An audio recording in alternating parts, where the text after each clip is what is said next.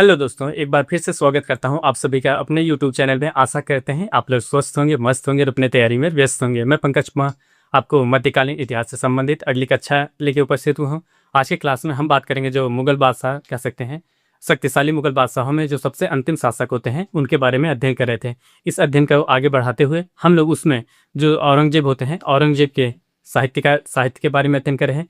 कुछ जो साहित्यकार होते हैं उनको आपको पहली कक्षा में बता दी गई है या पहली क्लास में बता दी गई है। आज उससे जो छूटा होता है उसके बारे में बात करेंगे। उनके शासनकाल में कौन कौन से और साहित्यकार होते हैं, उन्होंने किस तरीके की रचना करते हैं, ऐसे ही महत्वपूर्ण बिंदुओं के बारे में बात करेंगे। कभी भी आपसे एग्जाम में पूछा जा सकता है कि जैसे आपको कुछ रचनाएं दे दी जाएगी, किन की रचना होती है ऐसे पूछा जा सकता है, या किन के शासनकाल में इसका लेखन किया गया है, ऐसे ही महत्वपूर्ण बिंदु ऐसे पूछे जा सकते हैं। इसी वजह से उनके साहित्यकाल में जो अगला भाग हम देख रहे हैं, इस भाग में उनमें जो शेष बचे हुए साहित्यकार होते हैं उनके बारे में बात करेंगे। इस बात करने से पहले हम लोग जो पिछली वीडियो थी उसके बारे में जान लेते हैं कि पिछली वीडियो में, या बस कह सकते हैं पिछली जो क्लास थी उसके बारे में हमने क्या क्या अध्ययन किया था। अगर अध्ययन की बात की जाए तो उसमें हमने उनके साहित्य के बारे में बात की थी। उनमें जो साहित्यकार होते हैं, कौन कौन से साहित्यकार होते हैं, कौन कौन सी रचना करते हैं, उसके बारे में अध्ययन किया था। अगर देखिए, जो साहित्यकार होते हैं, पिछली वाली क्लास में आपको बताया गया था जो मोहम्मद काजिम होते हैं। कौन होते हैं? मोहम्मद काजिम जो होते हैं वे दरबारी इतिहासकार होते हैं। क्या होते हैं? दरबारी इतिहासकार होते हैं। उनकी जो रचना होती है क्या होती है? उनकी रचना होती है आलमगीर नामा। क्या होती है? आलमगीर नामा होती है। उन्होंने उसमें औरंगजेब के शासन के शुरुआती 10 वर्षों के शासनकाल का वर्णन किया गया। क्या है? शुरुआती दौर के जो औरंगजेब का शासनकाल होता है उसके 10 वर्षों का उसमें वर्णन किया गया। जब ये दरबारी इतिहासकार होते हैं, जाहिर सी बात है इसमें उन्होंने औरंगजेब की बढ़ाई के बारे में बताया होगा। और दूसरा आपको एक पुस्तक बताई गई, फतवा आलमगीरी। क्या होती है? एक पुस्तक बताई गई थी, फतवा आलमगीरी। इस पुस्तक की जो होती है, ये पुस्तक किससे संबंधित होती है? आपसे ऐसे क्वेश्चन पूछ सकते हैं। आपके सामने 4 ऑप्शन दे दिए गए, प्रशासनिक दे दिए गए, सैन्य दे दिए गए, उसके बाद प्रजाहित के दे दिए। ऐसे तमाम ऐसे तरीके से आपसे ऑप्शन दिया जा सकता है। लेकिन ये जो पुस्तक होती है फतवा आलमगीरी, ये पुस्तक होता है प्रशासनिक विभाग से। क्या होता है? प्रशासनिक नियमावली पुस्तक होती है। क्या है? प्रशासन से संबंधित इसमें कुछ नियम प्रदर्शित किए गए हैं या इंगित किए गए हैं या लिखे गए हैं, उसमें ये नियम लिखे गए हैं। और इसकी बात की जाए तो ये औरंगजेब के शासनकाल में इसका लेखन कार्य होता है। और जो शेख निजाम होते हैं, क्या होते हैं? शेख निजाम होते हैं, उनकी अध्यक्षता में 6 व्यक्तियों के सहयोग से इस पुस्तक का संकलन किया जाता है। इस पुस्तक का संकलन किया जाता है। क्या होता है? इस पुस्तक का संकलन किया जाता है जो फतवा आलमगीरी होती है। अब अगला बिंदु बताया गया था, जो औरंगजेब होते हैं, औरंगजेब के शासनकाल में साहित्य कला क्या होता है? संगीत कला। क्या होता है? संगीत कला से संबंधित सबसे ज्यादा फारसी में पुस्तकें लिखी गई थी। क्या होती है? औरंगजेब के ही शासनकाल में, यह कह सकते हैं संपूर्ण मुगल काल का ये बात की जाए तो संपूर्ण मुगल का शासनकाल के अंतर्गत औरंगजेब जो होते हैं इन्हीं के शासनकाल में साहित्य जो संगीत से संबंधित महत्वपूर्ण जो पुस्तकें की रचना होती है फारसी में, इन्हीं के शासनकाल में होता है। ये आपको आगे पिछले वाली वीडियो में बताया गया था, पिछले वाली क्लास में बताया गया था। आज की क्लास में हम लोग जो शेष उनके साहित्यकार होते हैं उनके बारे में जानेंगे कि कौन से शेष साहित्यकार हैं। अगले साहित्यकार जो होते हैं उनके बारे में लिखते हैं। देखिए, अगले जो साहित्यकार होते हैं खाफी खां। कौन होते हैं? खाफी खां के बारे में लिखते हैं। देखिए, खाफी खां,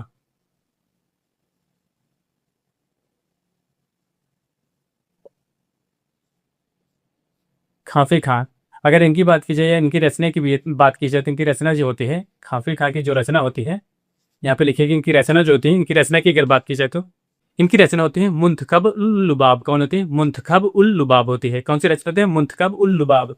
यहाँ पे देखिए मुंतखब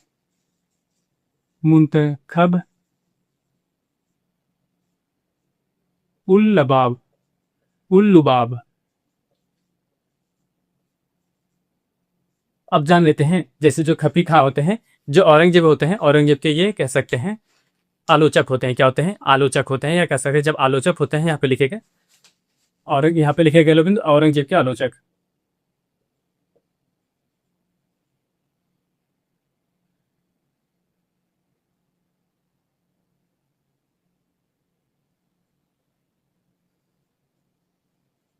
क्या होता है? औरंगजेब के आलोचक होते हैं। आलोचक का मतलब क्या होता है? आलोचक का मतलब होता है आपके कमियों को गिनाने वाला। क्या होता है? आलोचक का मतलब होता है आपकी कमियों को गिनाने वाला। वे ऐसे साहित्यकार होते हैं, क्या होते हैं? जो खफी खां होते हैं, ऐसे साहित्यकार होते हैं जो औरंगजेब की कमियों को होते हैं, उन कमियों को एक जगह संकलित करते हैं। वह संकलित कौन सा होता है? मुंतखब उल लुबाब होता है। क्या है? मुंतखब उल लुबाब पुस्तक होती है, उनमें उनका संकलन किया जाता है कि जो शासक हैं, या कह सकते हैं जो उस समय के शासक होते हैं या सम्राट होते हैं, या जो उनके राजा होते हैं, उनके बारे में ये कमियां होती हैं, वह इसमें इसका वर्णन करते हैं। यहाँ पे लिखिए इसमें क्या होता है? औरंगजेब के शासनकाल के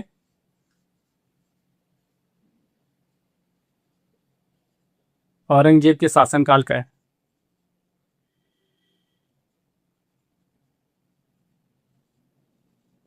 शासनकाल के आलोचनात्मक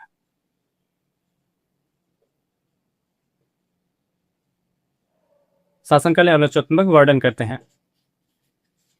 क्या होता है, जो ये पुस्तक होती है क्या होते हैं, मुंतखब उल लुबाब जो होती है औरंगजेब के शासनकाल में इसका लेखन कार्य होता है, और इसमें औरंगजेब के जो शासनकाल में जो कमियां होती है उन कमियों को इसमें लिखा गया है, कह सकते हैं इसमें प्रदर्शित किया गया है, ये होता है। उसके बाद अगले जो हमारे साहित्यकार होते हैं भीमसेन होते हैं। क्या होते हैं, भीमसेन के बारे में जानेंगे। अगले जो साहित्यकार होते हैं भीमसेन लिखिएगा, भीमसेन। अगर इनकी कृत की बात की जाए तो इनकी कृत क्या होती है, अगर इनकी कृत की बात की जाए या इनकी रचना की बात की जाए, इनकी रचना होती है नुस्खा ए दिलखुश। क्या होता है, नुस्खा ए दिलखुश होता है, नुस्खा ए दिलखुश, नुस्खा ए दिलखुश। क्या होता है, नुस्खा ए दिलखुश होता है, ये पुस्तक होती है। इस पुस्तक की बात की जाए तो जो औरंगजेब का क्षेत्र होता है, जो दक्कन की तरफ, जब औरंगजेब कह सकते हैं वहां पे दक्कन की तरफ वे निवास करने के लिए आते हैं, जब वहां का उनको पहली बार सूबेदार बनाया जाता है, वह दक्कन का क्षेत्र का ही बनाया जाता है, आपको पहले पता गया। उस क्षेत्र के उनमें दक्कन के रीति रिवाज कह सके, इस पुस्तक में क्या होता है, ये दक्कन के अब जो भीमसेन होते हैं, भीमसेन की बात की जाए तो ये दक्कन क्षेत्र के निवासी होते हैं या दक्कन क्षेत्र के वहाँ के रहने वाले होते हैं। उन्होंने जो उसमें दक्कन के जो दक्कन क्षेत्र के लोग होते हैं उनके रीति रिवाज, उनके खान पान या उनके पहनावे आदि का इसमें वर्णन किया गया है। अब एक तरीके से कह सकते हैं दक्कन दक्कन क्षेत्र से संबंधित है, दक्कन क्षेत्र से संबंधित, दक्कन क्षेत्र से संबंधित पुस्तक होती है।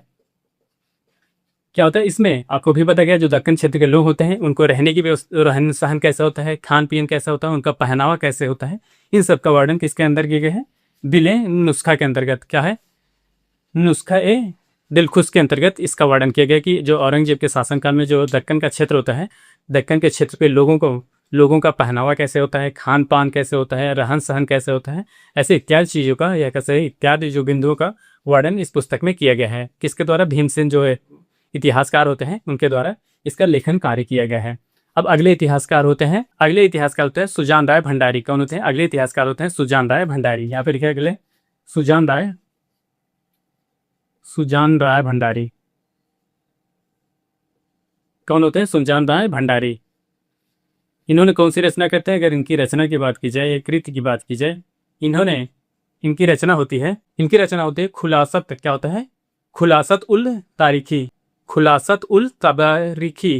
क्या होते हैं, यहाँ पे लिखिएगा खुलासत उल, पहले लिखिएगा खुलासत उल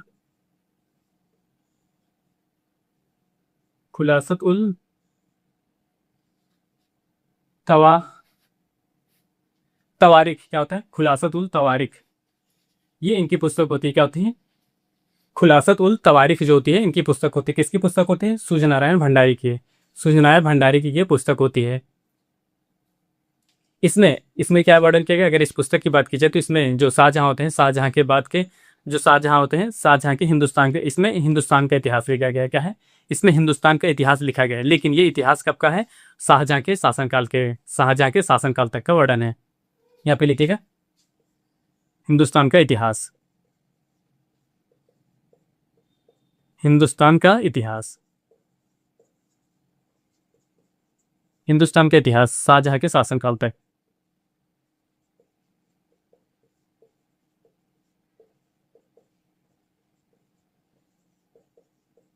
शाहजहां के शासनकाल तक। देखिए, जो पहले का हिंदुस्तान होता है या शाहजहां के शासनकाल तक की बात की जाए तो ये सभी धर्मों के साथ सहिष्णुपूर्ण व्यवहार होता था, प्रजा के साथ उनका सामंजस्य होता था। जबकि जब औरंगजेब शासन बनते हैं या शासक बनते हैं, उनका क्या होता है, केवल एक धर्म पर, विशेष वर्ग पे ध्यान होता है। क्या होता है, इस्लाम धर्म पे उनका ज़्यादा अधिकार होता है, ज़्यादा फोकस करते हैं। जो अन्य धर्म के लोग होते हैं उनके साथ उनका तालमेल अच्छा नहीं होता है। इसी वजह से जो इस पुस्तक में वर्णन किया गया है, जो खुलासत उल तवारिख लिखा गया है, इसके बाद सुजान नारायण जो होते हैं, सुजान नारायण भंडारी जो होते हैं, उन्होंने इसके बारे में बताया कि जो शाहजहां होते हैं, शाहजहां के शासनकाल के पहले तक या शाहजहां के शासनकाल तक जो हिंदुस्तान था एक समग्र हिंदुस्तान के रूप में था। जबकि औरंगजेब होते हैं जब शासक बनते हैं, उनके शासनकाल में हिंदुस्तान का वह गुण निहित नहीं होता था जो अन्य शासकों के शासन के दौरान उस जो हिंदुस्तान का एक स्वरूप होता था वह उसमें निहित नहीं था।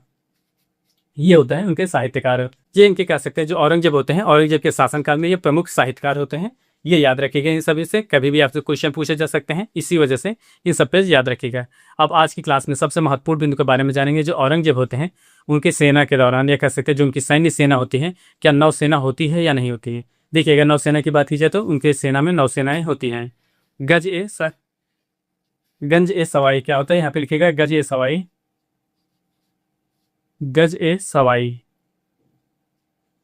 गज ए सवाई की अगर बात की जाए ये किससे संबंधित है। अगर गज ए सवाई की बात की जाए, यहाँ पे लिखिएगा जो गज ए सवाई संबंधित होता है, औरंगजेब के शासनकाल में ये बड़ी तोप होती थी। क्या होती है, यहाँ पे लिखिएगा बड़ी तोप। बड़ी तोप व जलियान थे। क्या थे, जलियान। जलियान का मतलब कह सकते हैं बड़े तोप थे व जहाज थे। आप ये कह सकते हैं जैसे वर्तमान समय में जो आपकी मिसाइलें बनाई जाती हैं, कुछ ऐसी मिसाइलें बनाई जाती हैं जो जहाज से दागी जा सकती हैं, वही तरीके से जो उस समय थे गज ए सवाई थे, उसी तरीके से कार्य कर रहा था। जैसे वर्तमान समय में कार्य करते हैं, आपकी जो जहाज़ें होती हैं, कह सकते हैं पानी वाली जहाज होती है, उससे आप मिसाइल दाग सकते हैं, वही कार्य होता था। इसमें तोप रखी रहती थी। इस जहाज़ पे काफ़ी बड़े जहाज होती थी जिस पे तोप रखा जाता था, तो वो जहाज़ पे से तोपों को दागा जाता था। ये औरंगजेब के शासनकाल में ये उपलब्धियाँ होती हैं। अब इससे के बाद हम लोग जान लेते हैं जो औरंगजेब होते हैं, औरंगजेब की बीमारी के कारण 4 मार्च 1707 ईस्वी की मृत्यु हो जाती है। क्या होती है, यहाँ पे लिखिए अगला दिन। औरंगजेब की मृत्यु 4 मार्च, क्या होता है, 4 मार्च 1707 ईस्वी को, बीमारी की वजह से। क्या होता है, इनकी बीमारी की वजह से 4 मार्च 1707 ईस्वी की औरंगजेब की मृत्यु हो जाती है। और जो औरंगजेब होते हैं, औरंगजेब के शव को कहाँ पे दफनाया जाता है। औरंगजेब के शव की बात की जाती है दौलताबाद में स्थित फकीर बुरहानुद्दीन होते हैं। कौन है, फकीर बुरहानुद्दीन होते हैं, उन्हीं के मजार के पास इनको दफनाया गया है। क्या होता है, यहाँ पे एडलर लिखे औरंगजेब को बुरहानुद्दीन